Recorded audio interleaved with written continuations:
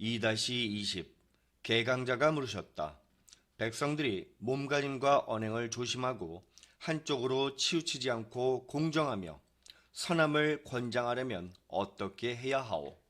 공자가 말씀하셨다. 그들을 다스림에 자신에게 철저하고도 올바른 자세로 그들을 다스리면 백성들이 몸가짐과 언행을 조심하고 아랫사람이 윗사람에게 효성스럽고 또 윗사람이 아랫사람에게 자애로움을 보이면 백성들이 한쪽으로 치우치지 않고 공평하게 되며 선한 일을 등용하고 선하지 못한 일을 바르도록 가르치면 백성들이 선함에 힘쓰게 됩니다. 개강자는 삼한 중 하나인 개손씨 집안 사람으로 아버지 개환자를 이어서 노나라의 경이 되었죠. 그는 앞에 나온 맹무백과 마찬가지로 임금인 애공에게 대단히 무례했습니다. 후에 아버지 개환자의 유언을 따르기 위해서 공자의 제자이자 자신의 가신인 염구를 위나라로 보내 공자를 다시 노나라로 모셔옵니다. 이제 본문의 내용을 요약하면 다음과 같습니다. 지도자, 자신에게 철저한 올바른 자세. 백성, 몸가짐과 언행을 조심함. 지도자, 효도와 자애로움. 백성, 한쪽으로 치우치지 않고 공정함. 지도자, 선한이 등용, 못한 일을 가르침. 백성, 선함에 힘쓰게 됨. 따라서 이 역시 2-19나 12-22와 마찬가지로 백성이 바뀌려면 결국 지도자가 먼저 솔선수범을 보여야 한다는 도리를 다시 한번 강조한 구절임을 알 수 있습니다. 이제 여기서 바람과 풀의 관계에 대해서 알아보죠. 12-19 개강자가 공자에게 정치에 대해 물었다. 만일 무도한 사람을 죽여서 나라에 도가 있도록 하면 어떻겠소? 공자가 대답하셨다. 그대는 정치를 하매 어찌 죽임을 사용하십니까? 그대가 선을 행하고자 하면 백성이 선을 행할 것입니다. 지도자인 군자의 덕은 바람이고 피집의 계급인 소인의 덕은 풀입니다. 풀 위에 바람이 불면 풀은 반드시 바람이 부는 방향으로 쓰러지는 법입니다. 개강자가 공포정치를 통해 나라를 다스리려고 하자 공자는 지도자가 먼저 올바른 길을 걸으면 백성들은 자연스레 지도자를 믿고 따르게 된다고 말합니다.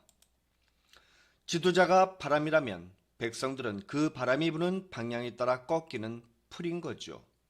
사진을 보시면 바람이 어느 방향으로 불고 있는지 쉬이 짐작할 수 있을 겁니다. 국어사전을 보면 민초가 백성을 질긴 생명력을 가진 잡초에 빗댄 단어라고 합니다. 그런데 잡초는 줄기를 잡아당기면 한 번에 뿌리채 뽑히지요. 왜 저는 공자의 지도자는 바람, 백성은 풀이라는 설명이 더욱 설득력 있게 다가올까요? 호화로운 삶을 누리는 한 여성 지도자가 외출할 때 멋진 고급차를 타고 다닙니다. 그리고 그런 그녀의 모습을 매일 마주하는 서민층의 다른 여성이 있지요. 그렇다면 이 여성은 저 멋진 고급차를 바라보면서 저건 내 삶이 아니니까 나와는 상관없어? 라고 생각할까요? 아니면 부럽다. 나도 저런 차를 탈 수 있다면 얼마나 좋을까? 라고 생각할까요? 그런데 이 여성에게 구매력이 없다면 그냥 거기서 포기하고 말까요? 아니면 수단과 방법을 가리지 않고 어떻게 해서든 내 것으로 만들어야겠다는 생각이 싹트기 시작할까요? 배불런 효과라는 경제 용어가 있습니다. 비슷한 기능이나 수준이라면 더 비싼 가격의 제품을 사는 거죠. 이러한 심리는 소비자가 자기를 타인과 차별화하여 과시하고자 하는 욕망에서 나옵니다. 또 밴드웨건 효과라는 용어도 있는데 한 소비자가 구매할 때 특별히 원하는 제품이 있는 것이 아니라면 보통은 다른 소비자들이 어떤 것을 사는지 보고 그 영향을 받아 구매한다는 것입니다. 그리고 이 두 경제 용어는 소비자들이 어떤 심리로 상품을 구매하는지를 알려주는 중요한 기준이 되어 왔죠. 이제 다음에 두 가지 사례를 살펴보겠습니다. 재임 시절 이명박 전 대통령이 서민 경제를 이해하기 위한 차원에서 한 재래시장을 방문한 적이 있었습니다. 그런데 다음날 언론에 이슈가 된 것은 이 전 대통령의 행보가 아닌 동행한 손녀딸이 입은 옷의 브랜드였죠. 이 옷은 한 벌 가격이 100만 원을 훌쩍 넘는데도 불구하고 언론에 노출된 지 3일 만에 재고 상품까지 동이 났습니다. 박근혜 전 대통령 역시 대선 직후 서민 경제를 이해한다는 차원에서 한 마트를 찾았습니다. 그런데 그 다음날 언론에 이슈가 된 것은 역시 박근혜 당선자의 행보가 아닌 그녀가 계산하기 위해 꺼낸 지갑의 브랜드였는데요. 이 지갑은 국내의 한 업체에서 제작했고 가격이 4,000원인 것으로 알려졌는데 마찬가지로 언론에 노출된 지 3일 만에 재고 상품까지 동이 났습니다. 문제는 위에서 소개했던 경제 용어들을 이 두 가지 사례들에 대입해보면 도저히 이해할 수 없는 점이 있다는 겁니다. 위에서 소개한 두 경제 용어로는 사람들이 3일이라는 짧은 기간에 갑자기 두 가지 제품들의 폭발적인 반응을 보인 원인을 찾아낼 수 없는 거죠. 단 하나, 바로 민초 현상으로 풀이할 수밖에 없는 겁니다.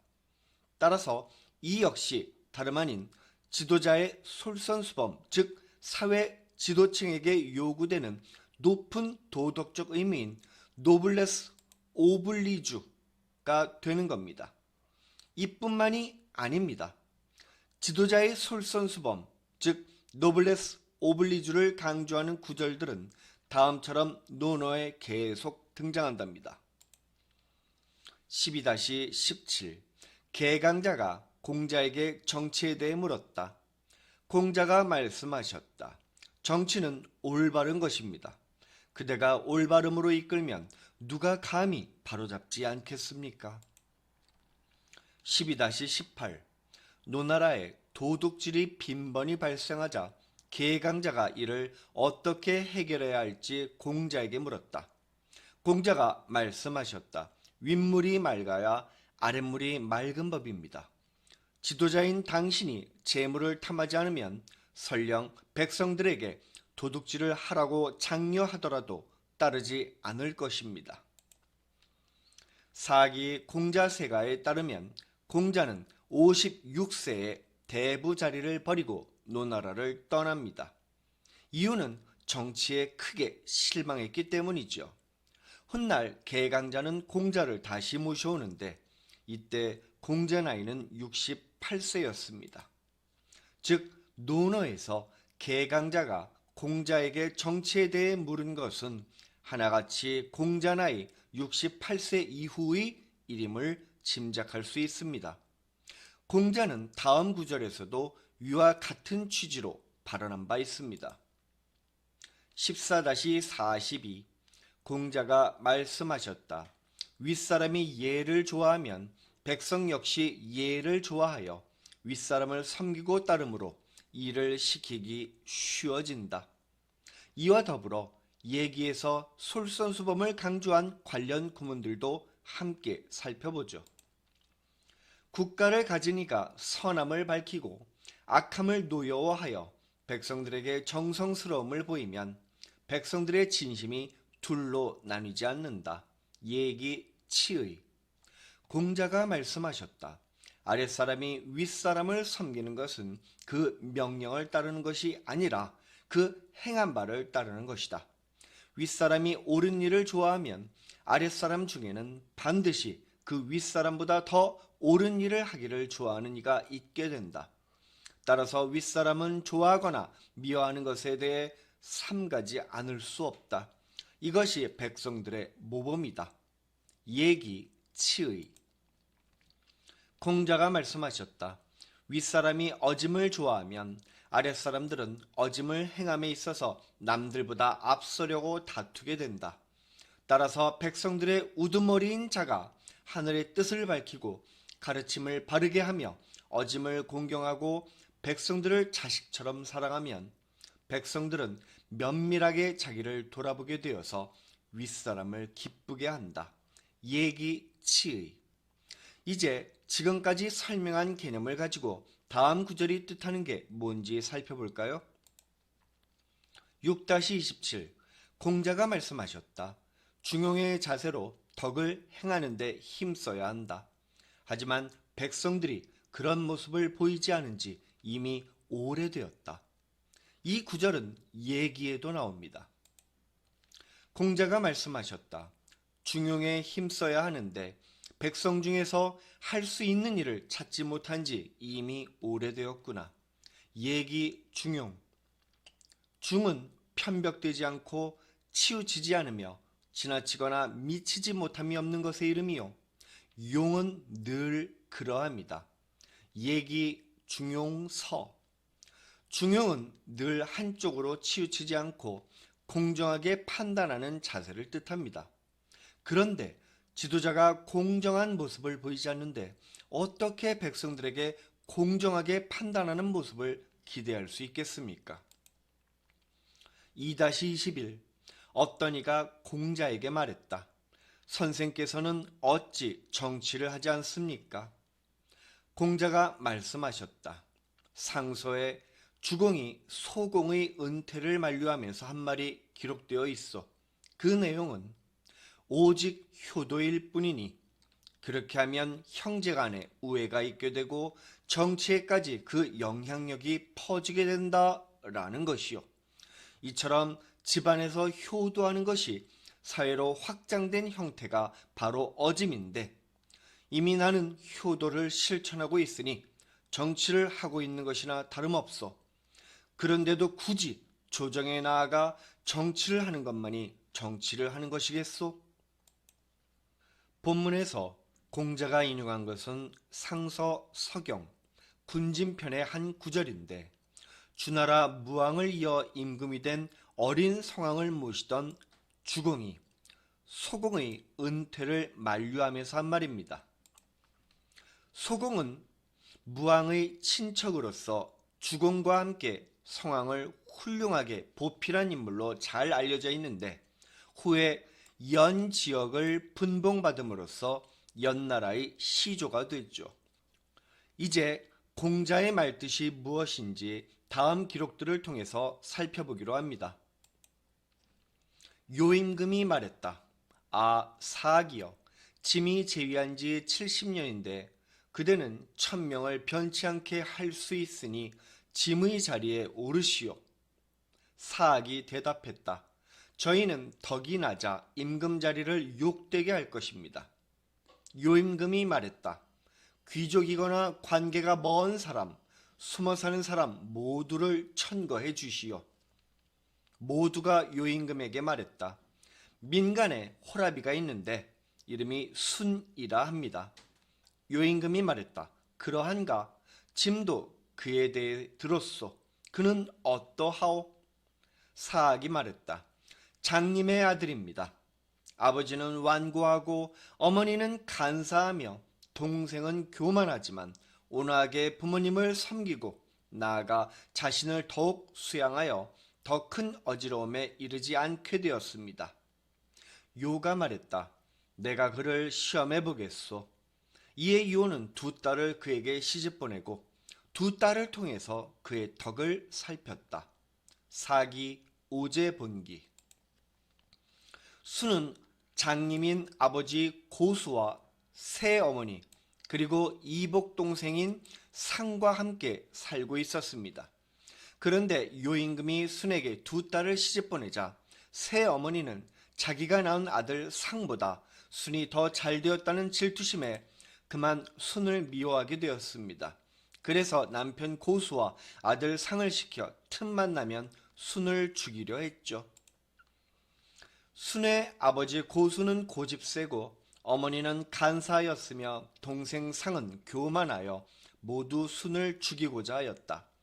하지만 순은 그들을 거스르지 않고 조차 자식된 도리를 잃지 않았고 동생에게 형 노릇하여 효성스럽고도 자애로웠다.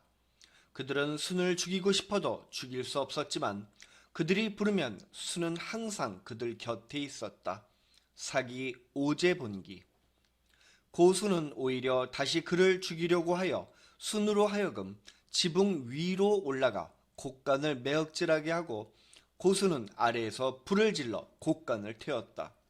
순은 이에 두 개의 삿갓으로 스스로 불을 맞고 내려와 피하여 죽지 않았다.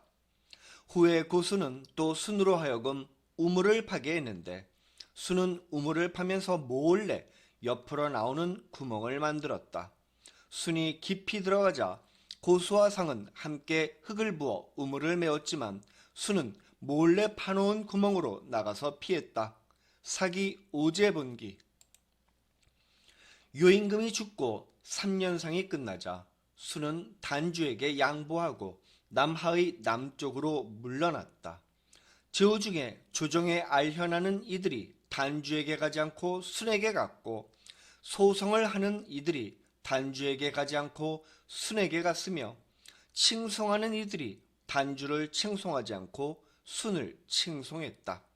순이 운명이로다 라고 말하고는 결국 중원으로 돌아가 천자의 자리에 올랐으니 이가 순임금이다. 사기 오제본기. 순은 어려운 환경 속에서도 부모에게 효도하고 동생에게 자애로웠습니다. 그랬기에 후에 세상을 다스리는 임금이 될 수 있었죠. 하찮은 일이라고 소홀히 하는 사람이 과연 큰 일을 할 수 있을까요? 집안에서 부모에게 효도하지 못하는 사람이 윗사람을 공경하고 나아가 임금을 진심으로 섬길 수 있을까요? 따라서 공자는 지도자는 먼저 집안에서 작은 것부터 기초를 잘 닦아야 한다고 강조합니다.